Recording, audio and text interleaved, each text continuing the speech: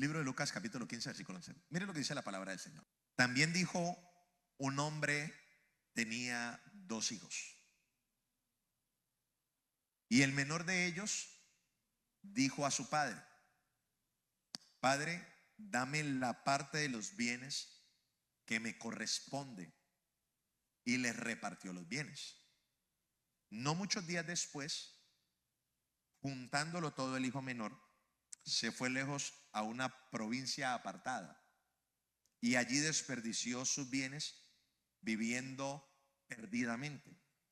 Y cuando todo lo hubo malgastado, vino una gran hambre en aquella provincia y comenzó a faltarle. Y fue y se arrimó a uno de los ciudadanos de aquella tierra, el cual le envió a su hacienda para que apacentase cerdos, y deseaba llenar su vientre de las algarrobas que comían los cerdos, pero nadie le daba. Diga conmigo: pero nadie le daba. Siempre va a llegar el día donde nadie extienda la mano. Estamos a las puertas de la venida de Jesús y hay una prisa de Dios, ¿cierto? Hay una prisa de Dios de salvar las almas, pero también hay una prisa de Dios en que de todas las partes del mundo nosotros entendamos que Él es nuestro Padre, que Él es nuestro Padre, que Él tiene hijos amados, y que desafortunadamente muchos hoy no están en casa. Muchos no están en casa, muchos están fuera de casa. Y esa premura de Dios es cómo recuperar aquellos hijos que un día estuvieron en casa y no están hoy en casa.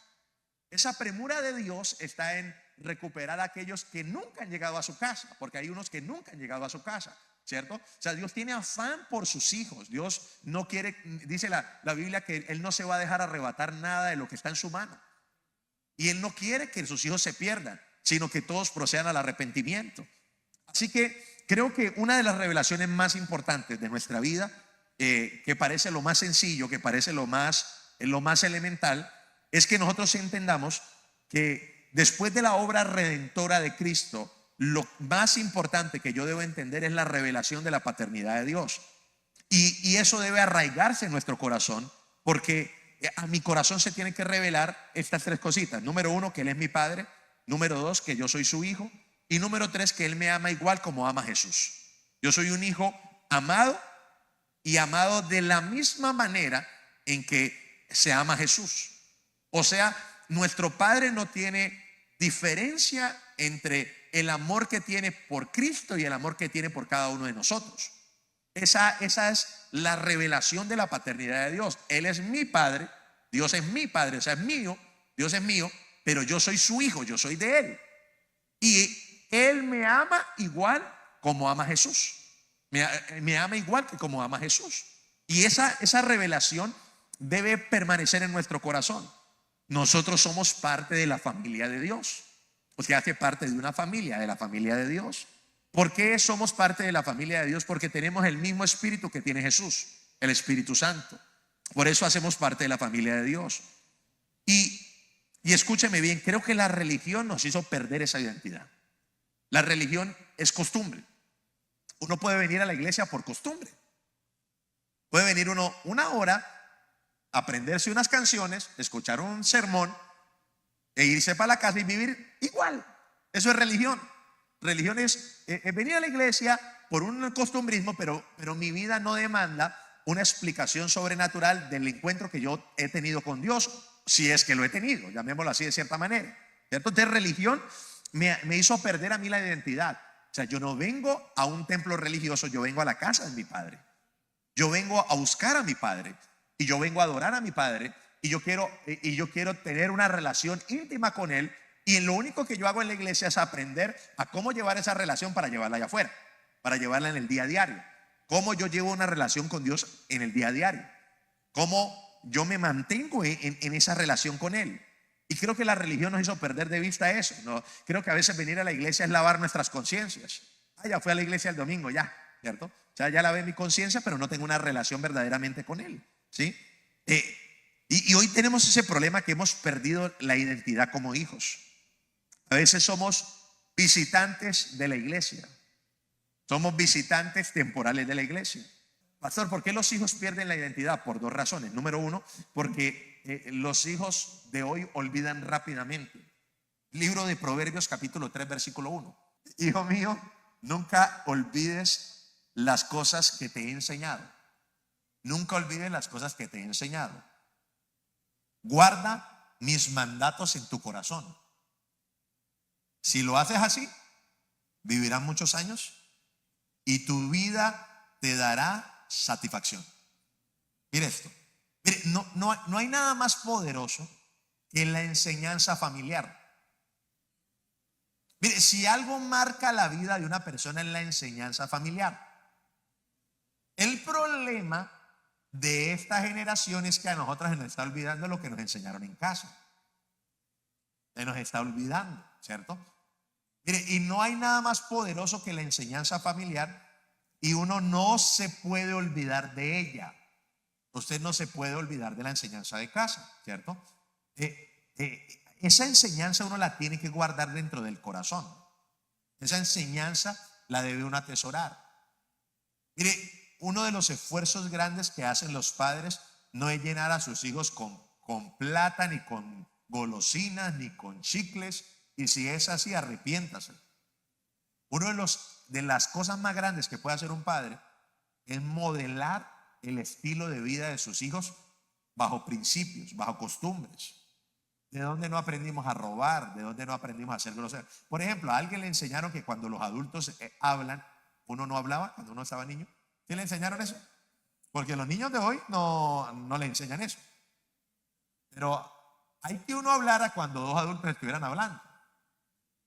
Y uno se tenía que callar, y uno tenía que mantener. Eran enseñanzas que le daban a uno en la casa, ¿cierto? Pero a uno se le olvidan las enseñanzas rápidamente, las de la casa, los principios de familia. Pero también se le olvida a uno rápidamente lo que le enseñaron en la iglesia. Y esa cosa de que uno olvida rápido le hace a uno perder identidad. Si a uno se le olvidan las enseñanzas, uno pierde la identidad. Nosotros debemos valorar las enseñanzas más que cualquier otra cosa. Dios hizo un milagro, qué bueno, dé testimonio de ello, pero las enseñanzas uno las tiene que valorar más. Y creo que a uno se le olvida y por eso uno pierde identidad. Porque al final es muy fácil hoy perder la identidad en cualquier momento. Con tantos medios de comunicación y con tanta cosa y con tantas culturas o subculturas, llamémoslo así, que hay en el mundo hoy, es muy fácil perder la identidad. Es muy fácil uno perder la enseñanza que le dieron a uno en casa. Y eso es, creo que lo que nosotros no valoramos más que cualquier otra cosa. Entonces, ¿por qué los hijos pierden la identidad? Primero, porque olvidan rápidamente, y segundo, porque no valoran lo que tienen. Efesios capítulo 6 versículo 2 dice: honra a tu padre y a tu madre. Este es el primer mandamiento que contiene, diga conmigo, que contiene una promesa. Si honras a tu padre y a tu madre, te irá bien y tendrás una larga vida sobre la tierra. Mire, la única forma de que nuestra vida funcione se llama valoración.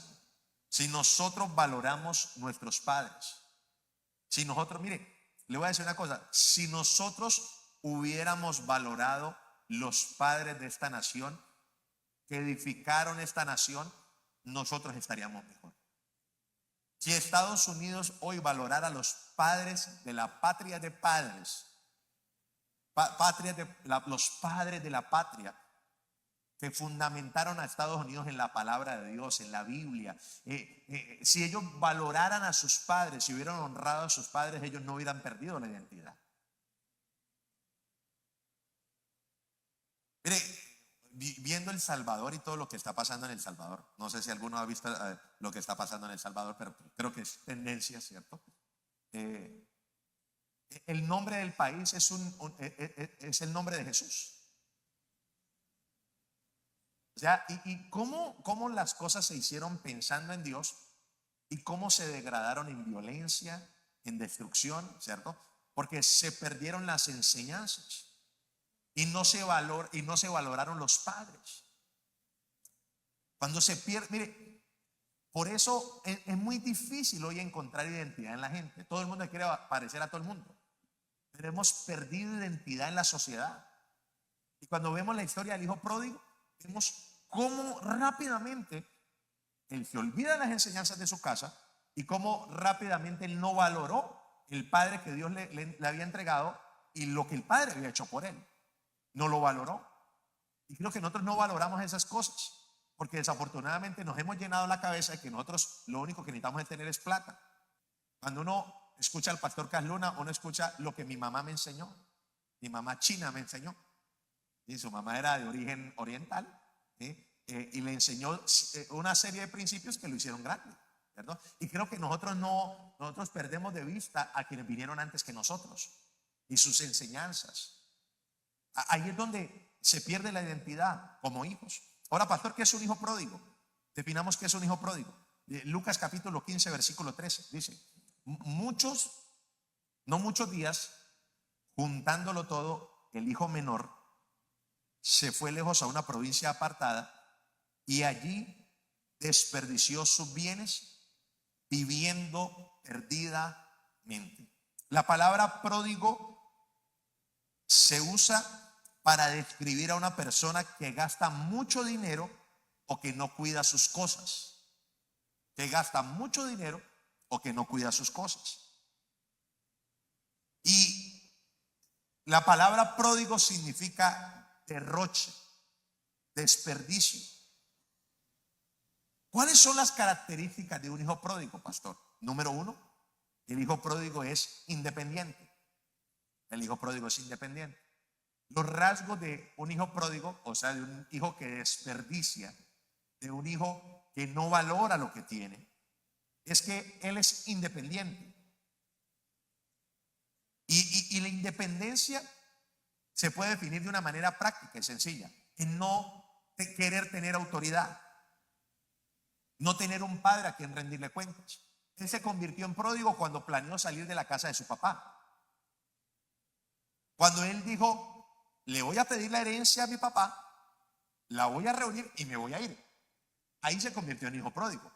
Cuando él planeó eso, él no deseaba tener autoridad. Cuando yo deseo hacer lo que yo quiero, yo me convierto en un hijo pródigo. Cuando yo quiero hacer mi voluntad. Mire, cuando yo necesito un padre muerto, porque escúcheme, la temeridad de pedir la herencia fue un irrespeto de ese hijo a su padre.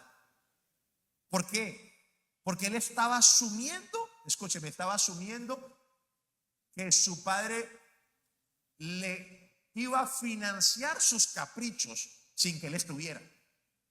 Era un irrespeto, porque la única forma de poder él recibir la herencia era, uno, que su padre se muriera, o número dos, o que su padre en vida hubiera repartido la herencia. Pero ninguna de las dos pasó. Él temerariamente pidió su herencia, porque él necesitaba un padre muerto, un padre ausente de su vida. Porque todo hijo pródigo no quiere tener un padre, no quiere tener una autoridad, no quiere tener a quien rendirle cuentas. Hoy los hijos pródigos quieren vivir independientes, a pesar de lo que tienen hoy se los dio sus papás. Cuando entra el maldito espíritu de independencia en la vida de una persona, la persona quiere hacer lo que quiera, ¿cierto? Y a pesar de las consecuencias que puedan venir a su vida, y quieren vivir de una manera independiente, olvidando lo que un día le enseñaron. Qué triste que alguien salga de una empresa a montar otra empresa con lo que aprendió en la otra empresa y no reconozca dónde aprendió. Yo monté mi negocio. Ok. ¿Quién te enseñó? Porque o tú llegaste, te paraste y lo hiciste todo por generación espontánea. O sea, ya te llegó el conocimiento, tú mismo aprendiste, tú mismo hiciste. No, alguien te tuvo que haber enseñado. La pregunta ¿es el tiempo de que lo hagas solo?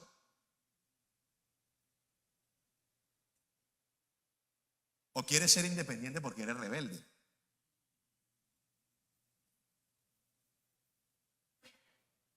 ¿Cuántos hijos viven en casa pero quieren hacer su voluntad?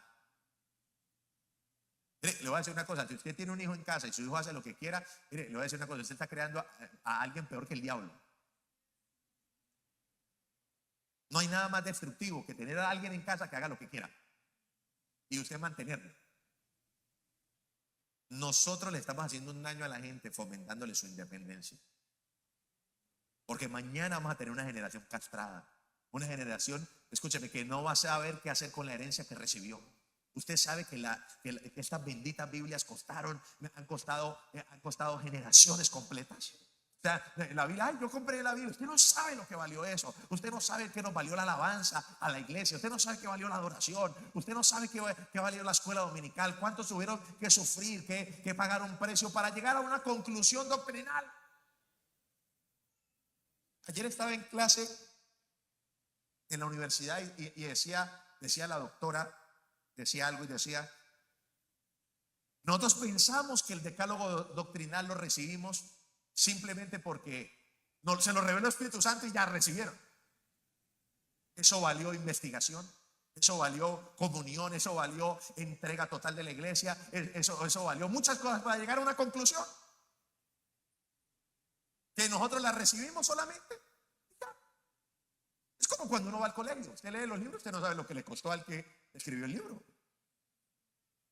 tener ese conocimiento. Un hijo pródigo decide mal y creo que Dios permite que cuando él decida mal, él reciba lo que él pide. Porque si usted se pone a pensar en la historia, el padre hubiera dicho: no, yo no le voy a dar la herencia ya y ya, ¿qué problema? Yo no se la voy a dar. Cuando yo me muero, usted disfruta la herencia. Va y pídale a sus papás la herencia ahorita, a ver. Usted está pensando que yo me voy a morir ya, hoy. El fuera que yo me muera y usted disfrute, pero yo esté vivo, esto es mío. Pero mire que Dios permitió que este joven recibiera su herencia, que era lo que él quería, ¿cierto? Porque, escúcheme, y Dios permite que se reciba, porque Dios está poniendo en evidencia cuál es la característica mayor del hijo pródigo. Y es que la característica mayor del hijo pródigo es que él está buscando quien patrocine sus malas decisiones. Él está buscando un patrocinador de las malas decisiones. Un hijo pródigo busca un patrocinador de las malas decisiones. Quien lo apoye, quien esté con él.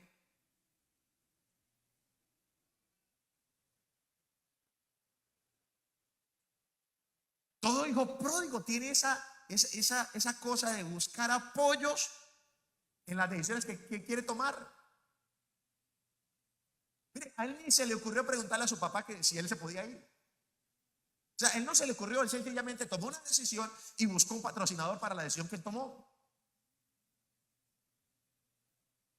Y creo que estamos abundando en ese espíritu de hijos pródigos, de tomar decisiones y buscar que Dios nos respalde las decisiones. Y le voy a decir una cosa: Dios bendice pero no aprueba. Y usted tiene que aprender eso. Dios bendice pero no aprueba. El hecho de que Dios te dé algo no quiere decir de que tú recibiste la aprobación de Dios. Le deberíamos preguntar a Moisés, porque a Moisés en un momento de rabia golpeó la roca y salió agua. Y Dios bendijo el acto de Moisés, pero no aprobó lo que él hizo y se quedó por fuera de la tierra prometida. ¿Cuántos de nosotros pensamos de que porque Dios nos respondió y porque Dios nos abrió esa puerta o porque Dios hizo algo, estamos pensando de que Dios lo aprobó? No es así. Le pongo un ejemplo. Pero un hombre casado busca otra mujer que no es su esposa, se acuesta con ella, la embaraza y ahí nace un niño. Pregunta: ¿quién bendijo el nacimiento del niño? El niño no es una maldición. El niño no es una maldición, el niño es una bendición. Dios bendice eso, pero no lo aprueba. Creo como que como creyentes nos enfermó ese espíritu de prosperidad, de pensar de que si Dios me daba a mí algo, era que yo estaba bien con Dios. ¿Cuántas decisiones nosotros no hemos tomado con ese espíritu de hijo pródigo y hemos hecho cosas donde Dios nunca estuvo de acuerdo, pero nos respetó a nosotros la decisión. Porque Dios respeta tu decisión, pero no aprueba tu decisión. Es más, Dios bendice tu decisión, pero no aprueba tu decisión. Y escúcheme, el hecho de que Dios no apruebe quiere decir de que su presencia ya no va a ir conmigo.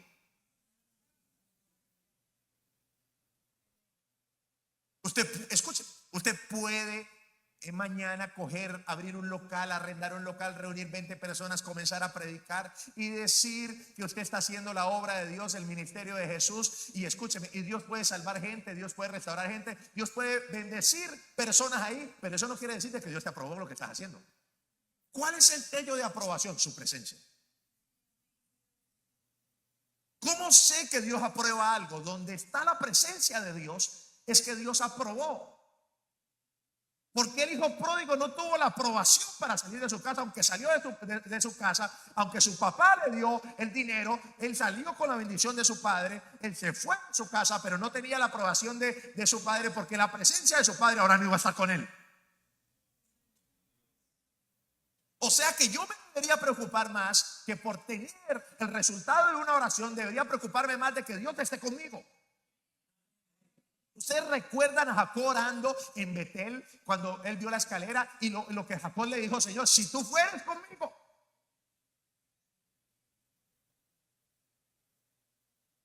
y me guardaras en este viaje.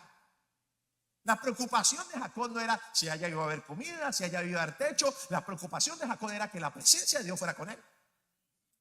El hombre que cambió una nación, porque Juan Wesley no cambió una iglesia, Juan Wesley cambió una nación. Era tan grande el ministerio de Wesley que por donde Wesley pasaba no volvían a tomar. Las cárceles se cerraban, la gente de las calles salía de la vagancia y se quedó mal. Y usted lee los decálogos de la vida de Wesley, y cuando usted lee sus historias y sus escritos y hablando acerca de su mujer y escribe en sus escritos: yo no quiero volver a ver la maldita cara de esa vieja. Porque en esa área la presencia de Dios no estaba con él. Número 3. Se aparta y malgasta sus bienes. Mire, para poder hacer su voluntad se va lejos. Me fui a la casa de mi mamá porque mi mamá me regañaba mucho, porque mi papá se volvió insoportable. Me fui a la iglesia porque nadie me quiere. Pero ya tengo un espíritu de hijo pródigo. Y el espíritu del hijo pródigo está buscando una excusa para no volver o para irse. Mire, como un muchachito dice que la mamá no lo quiere cuando lleva 15, 16 años con él ahí y porque le dice 4 cosas, el hijo ya no quiere estar en la casa. No entiendo eso. Cuando estaba enfermo, la mamá duraba noches enteras en la clínica, pero ahora ya no lo quiere. No le está buscando excusas, porque ese espíritu de hijo pródigo. Mire, la pregunta es: en la historia del hijo pródigo, ¿qué mal le habían hecho al hijo pródigo en la casa? Abundancia de pan, que comía mucho. Y ese hijo pródigo vivía muy bien.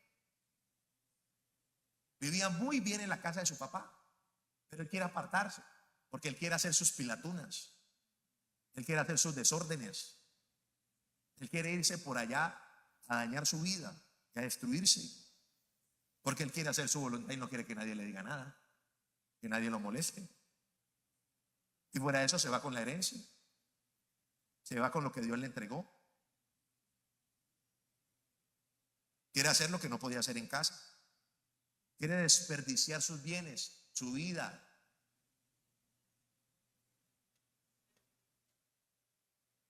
Dice la palabra griega para desperdiciar.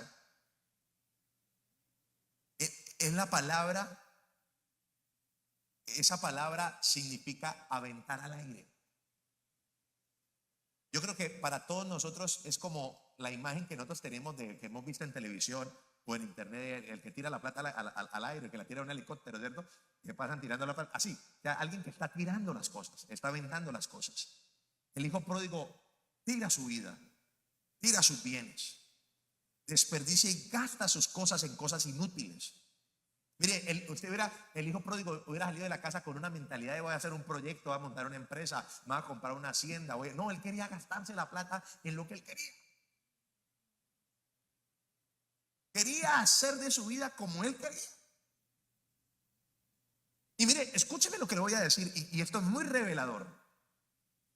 Ese espíritu de hijo pródigo tiene una marca de inmoralidad sexual siempre.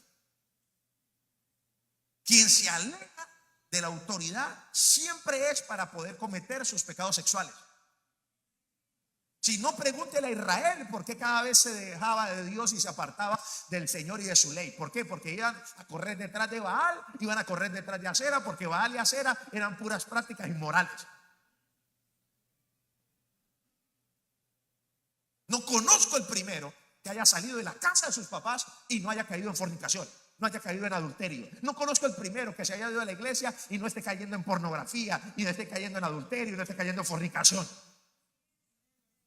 Porque se metió ese maldito espíritu de hijo pródigo.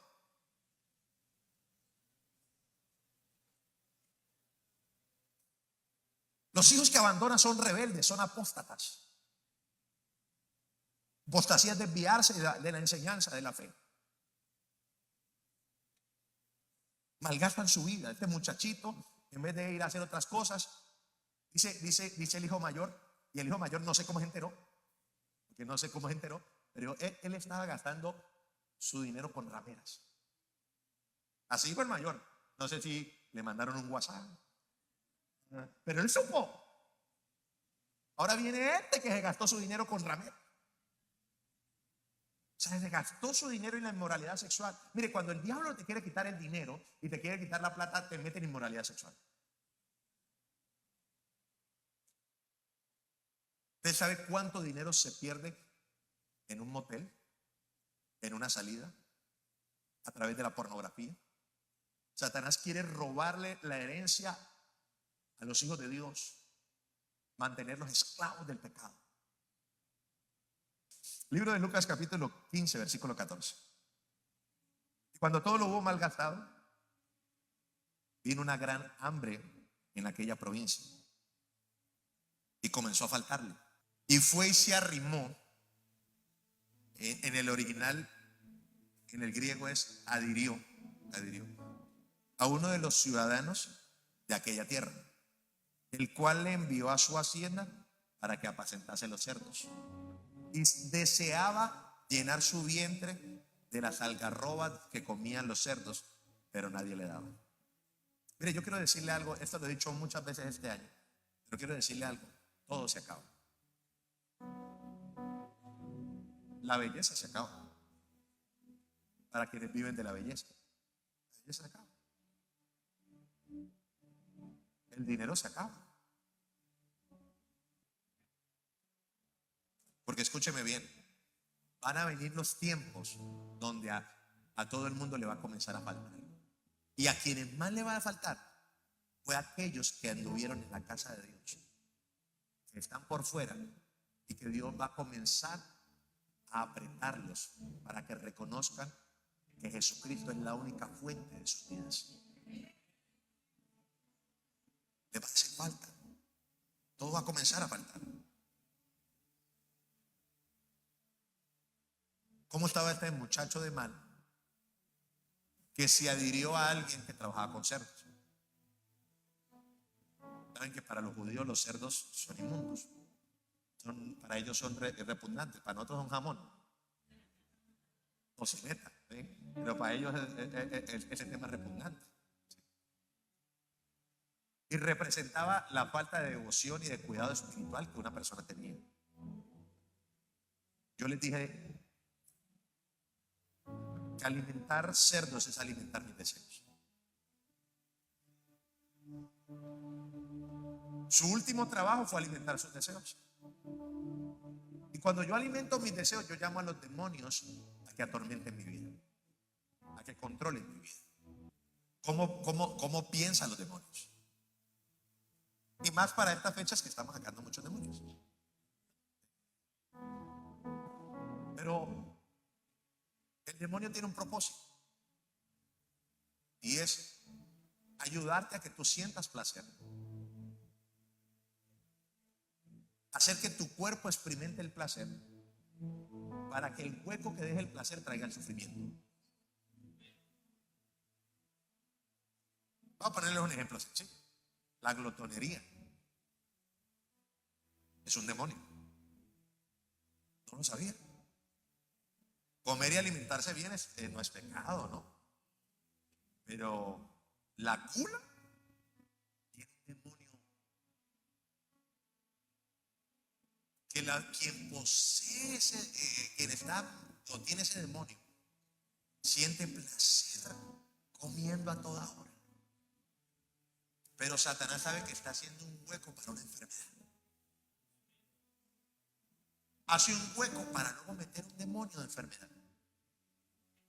Estaba alimentando sus placeres, pero estaba haciendo un hueco, escuchen, para su muerte y su destrucción. Señor, hazlos volver en sí, Señor. Hazlos que abran sus ojos, Señor. Hazlos que reconozcan, Señor, la condición en la que están, Señor. Hazlos volver a casa, Señor. Dice, y volviendo en sí, mira lo que dijo. Volviendo en sí dijo, ¿cuántos jornaleros en la casa de mi padre tienen abundancia de pan? Y yo aquí estoy pereciendo de hambre. Me levantaré, iré a mi padre y le diré, Padre, he pecado contra el cielo y contra ti. Ya no soy digno de ser llamado tu hijo, hazme como a uno de tus jornaleros. Y levantándose vino a su padre, y cuando estaba aún lejos lo vio su padre, y fue movido a misericordia. Y corrió y se echó sobre su cuello y le besó. Y el hijo le dijo, Padre, he pecado contra el cielo y contra ti, ya no soy digno de ser llamado tu hijo. Pero el padre le dijo a sus siervos, sacad el mejor vestido y vestirle, poner un anillo en su mano y calzado en sus pies, y traed el becerro gordo y matarlo, y comamos y hagamos fiesta, porque mi hijo muerto era y ha revivido, se había perdido y es hallado. Y comenzaron a regocijarse. ¿Cómo regresan los hijos pródigos, pastor? Los hijos pródigos regresan escúcheme, por esa capacidad divina de poder hacerlo volver en sí para que reconozcan el estado en el que se encuentran. Eso es sobrenatural, eso es sobrenatural. Pero Dios puede tocar la fibra más sensible de una vida cuando la está tratando, porque ustedes saben que Dios trata a la gente, Dios nos trata a nosotros. Pero Dios puede tocar la fibra más sensible de alguien y hacerlo abrir sus ojos y que él vea la condición en la que se encuentra.